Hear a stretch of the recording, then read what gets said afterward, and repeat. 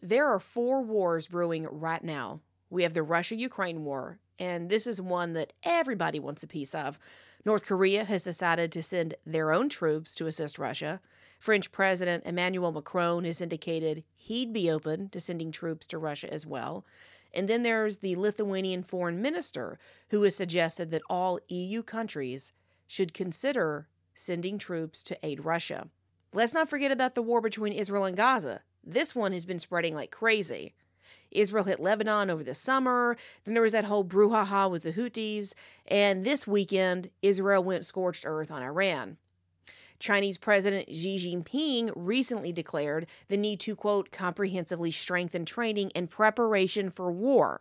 This is most likely due to the fact that China is getting ready to invade Taiwan. So did you catch all that? We're on the precipice of 4 wars with 4 nuclear-capable countries: China, North Korea, Israel, and Iran. So which war will your son die for? Which country will he be shipped off to in order to fight a war caused by feckless politicians? But hold up, it gets worse, way worse. You see, politicians are total whores when it comes to war. In fiscal year 2023, the Senate Armed Services Committee approved an alarmingly high budget increase of $45 billion.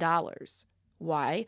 Well, it might have something to do with the fact that the senators that made up that very committee received a total of $10 million in campaign donations. That means that defense contractors got a return on its $10 million investment to the tune of nearly 450,000%. Not too shabby. They love blowing your money, but are they even good at managing it when it comes to an outbreak of war? Of course not. We've obliterated our own defense by providing weapons for the 2 wars that are actually happening right now, Russia and Israel. And even though the defense contractors are drowning in U.S. taxpayer dollars, we're not the ones getting protection. No, no, no. You see, we've had an ammo shortage in this country for some time, with Biden even announcing it in a television interview last year. They're running out of that ammunition, and we're low on it. But it's not just ammo that we're short on. It's pretty much everything that has to do with war. You see, we don't even have enough rocket engines. That's right, rocket engines. Orders for rocket engines rose from 6,000 to 14,000 this year. That is a more than 230% increase. But please, distract yourself with the Trump-Rogan interview or Beyonce endorsing Kamala, because that's what's really important. Despite being so piss-poorly managed, currently the U.S. has been gearing up for war for some time.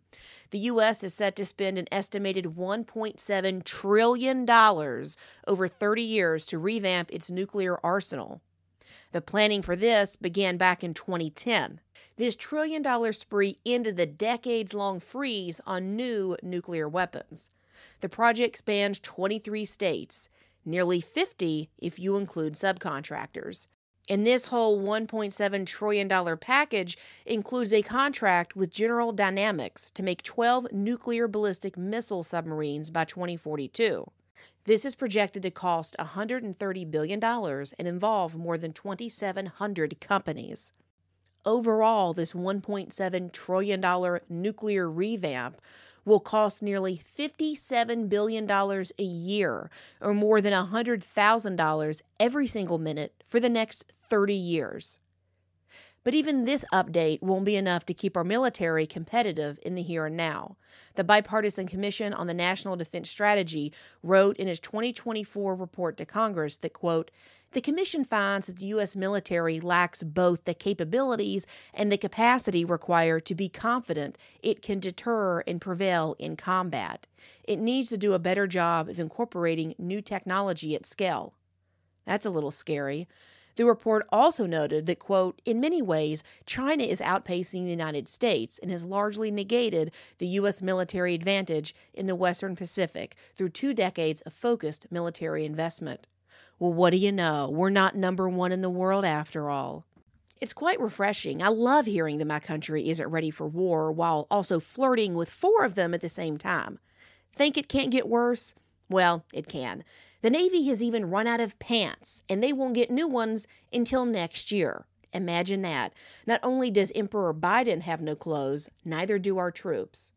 But just because we're unprepared for war, low on ammo and rocket engines because we give it away, just because politicians will pump billions of dollars into the military-industrial complex for a wad of campaign donations, just because soldiers have no pants, and just because we're updating our nuclear arsenal, it's not like the government is demanding more soldiers, is it? Well, you'd be wrong. The Pentagon has reported that they missed recruiting goals by about 41,000 soldiers last year. And boy, oh boy, are they hungry to snag your son. The Republican-led House of Representatives passed H.R. 8070, which included a provision to automatically register men for the Selective Service. Until now, you had to sign up for it on your own. Now, sure, the draft hasn't been used since 1973. However, since 1980, men have had to register on their own, just in case a war breaks out. You just never know when the government will need to force your son to die for one of their senseless wars to help their defense contractor donors get rich. You see, more than 15% of men aged 18 to 25 don't register, and the government doesn't like that. Instead of asking for compliance, they're just going to go ahead and mandate it. But hold up, they want your baby girl too. After the House passed their bill, the Senate created its very own version, one that included women in the text.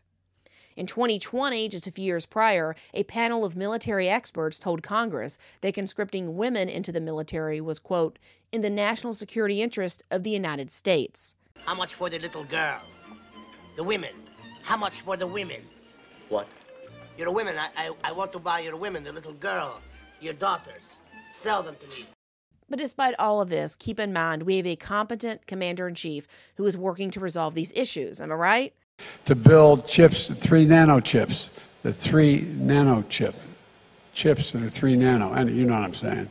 That's what I thought. President Biden, as we witnessed during his debate with Trump, is suffering from some major cognitive issues. Although he dropped out of the presidential race, he hasn't dropped out of the White House. Sleepy Joe is still the leader of the free world as he sits behind the Resolute desk, or at least napping behind the Resolute desk. Let's not forget about that Parkinson's doctor that visited the White House 8 times over an 8-month span beginning last year. This doctor met with Biden's primary physician and his cardiologist. During the last 4 years that Biden was vice president for Obama, this same Parkinson's doctor visited the White House more than 24 times. I'm sure in between nap time and doctor's visits, though, Joe has this covered. He's the kind of guy you'd want in charge of the war your son is going to be fighting for. In World War I, more than 115,000 young men died. In World War II, more than 400,000. When World War III breaks out, are you going to feel like your son's life is in good hands?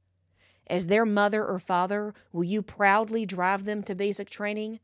Or will you drive them straight to Canada? Thanks for listening to Overnight Opinions. Be sure to tune in next Sunday night for an all-new episode. In the meantime, if you're looking to enlighten yourself with some controversial topics, check out my interview with Celeste Solum, who talks about how the global elite are planning to kill you. Or check out my interview with Dustin Nemos, who talks about how Trump is the Antichrist and how Trump staged his assassination attempt. Those interviews are so controversial, you'll only find them on BitChute, Rumble, and Brighteon. If you're looking for something fun to watch, head over to YouTube and check out my video series on Dragon Man. He owns a compound in Colorado Springs, Colorado, where you can not only shoot machine guns, but you can also tour his massive military museum, which is one of the largest private collections of military equipment in the country. If you want to learn more about the border crisis, check out my interview with Christy Hutcherson from Women Fighting for America. That interview is available on YouTube.